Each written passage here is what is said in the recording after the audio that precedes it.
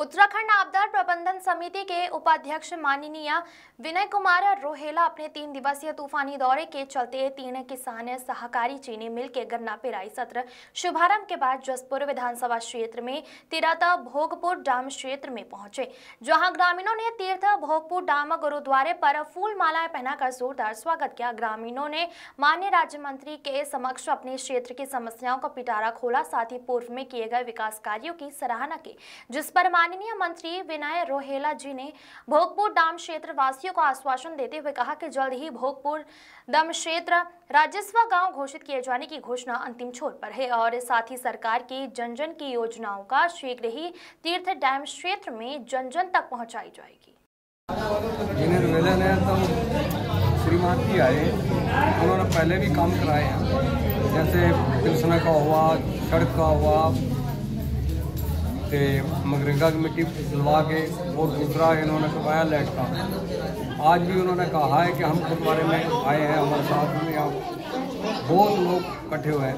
उन्होंने कहा जो भी अगर तुम्हारी समस्या है मैं सारी हल करूँगा लिखित रूप में।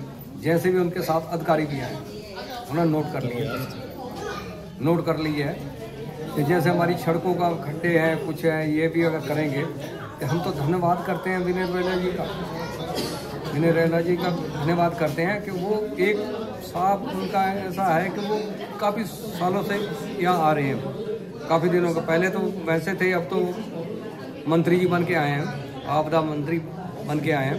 मंत्री जी का उनका सभी ने मीटिंग ली है, तो जैसे भी अब कर सकते हैं। ग्राम की विधा भी जैसे ग्राम हमारी नहीं है, उन्होंने लगाने की कोशिश की है, उस पर हम से थे, उन्होंने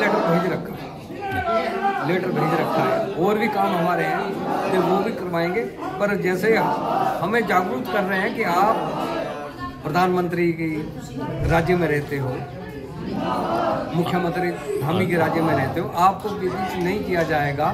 जैसे आप हो, आप सारी सुविधा दूर की जाए।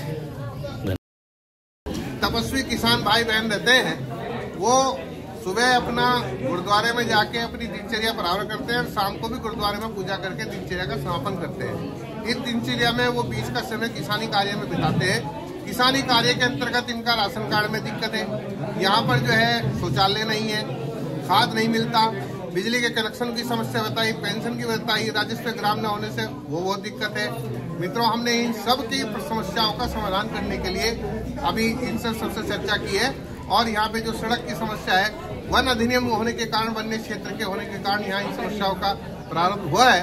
अब कुछ वन अधिनियम के अंतर्गत भी छूट दी गई है कि इन समस्याओं को जो वन्य क्षेत्र में लोग रह रहे हैं उनको भी छूट दी गई है कि वन विभाग के फंड से उन समस्याओं को दूर किया जाए। तो मैं वन विभाग के अधिकारियों से बात करूंगा, कल हमने करी भी है, और कुछ समस्याएं जो जिला प्रशासन के माध्यम से वो करेंगे। शासन के स्तर से भी राजस्व ग्राम घोषित होने की प्रक्रिया चल रही है, जल्दी ही राजस्व ग्राम घोषित होंगे और शीघ्र ही यहाँ पे चिड़ियाघर के स्थापना की कार्रवाई पूरी हो रही है। वाइल्ड लाइफ एनिमल सफारी अगर वो स्थापित हो जाती है तो पूरे डाम क्षेत्र में रोजगार बढ़ जाएगा, यहाँ पे रेस्टोरेंट होटल खुल जाएंगे और उसका प्रभाव ये होगा कि लोगों का रोजगार स्थापन होने से सुख की जिंदगी व्यतीत करेंगे।